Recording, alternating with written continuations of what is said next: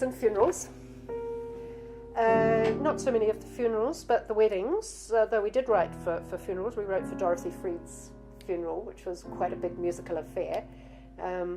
But the first wedding was my sister's wedding, and she got married while I was over in Germany, and so I sent back some music for her, and one was a march, which we would have done at this concert, except that it had a lot of compositional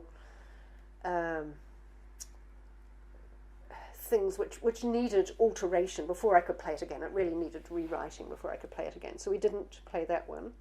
But we there were 3 songs that I wrote, and we did do one of the songs, which was beautifully sung, and by Barbara Graham, and it had been something which my father held very dear, that something was I wrote would be part of this ceremony, and so he wrote some words and sent them to me. They were terrible words, but I sort of made the most of what I could, and it was all to be done on the organ and to be sung by one of the cousins, who had a very sweet voice, not large, so it's a sweet, not large, but for us quite moving words and music, because of course it dated back to this wedding.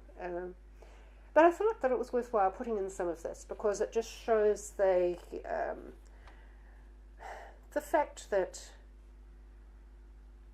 the celebrations we have of life and death are important things, and we provide music for them. We provide music for other people, for the performers who playing and singing for other people. These are events that have been going on for thousands of years, and this is just a continuation of what was begun when marriage was first invented. It was a celebration, and it was just a carrying on of the ideas of celebration through simple means and more complex means. My niece that I wrote the bells, Flight of Bells for, sent me a number of Jewish texts, knowing that she was going to have 2 weddings, one in New Zealand and one in Jewish America. She sent me these Jewish texts, and eventually we took one from the Bible and wrote that, knowing that it was going to be performed out of doors for her, and there were going to be birds flying around. I wrote birds and again flights of things, upward rushing melodic motifs.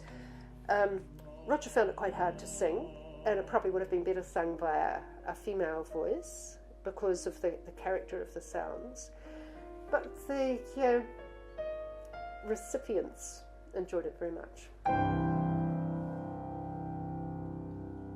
Narcissus in the brambles,